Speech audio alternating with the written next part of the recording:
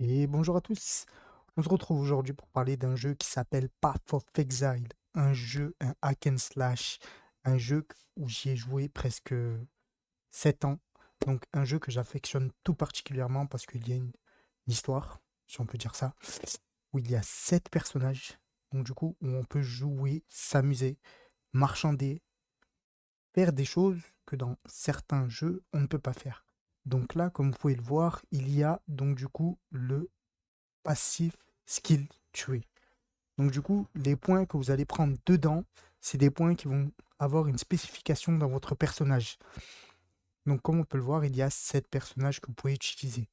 Donc du coup, les personnages de base n'ont pas une seule qualification. D'accord. Vous pouvez jouer un fighter en jouant mage, vous pouvez jouer un mage en jouant fighter, ainsi de suite. Donc du coup, il y a presque toute la possibilité de faire un personnage parfait. D'accord. On peut aller chercher plein de choses, on peut aller chercher beaucoup, beaucoup, beaucoup, soit d'argent, beaucoup de farm, ainsi de suite. Donc du coup, il faut savoir qu'il y a plusieurs stuff, ainsi de suite, mais ça, on en reviendra pas plus tard dans plusieurs autres vidéos où je vais donc du coup faire chaque personnage, les spécificités qu'il peut apporter, les classes qu'il peut jouer, ainsi de suite. Parce que sur Path of Exile, il n'y a pas de classe et du coup, ce que j'ai dit juste avant ne compte pas.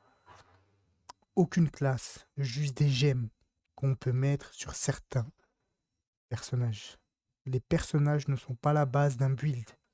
Ça, il faut bien le savoir. Ce sont les ascendances que vous pouvez mettre par la suite qui vont vous apporter un personnage parfait.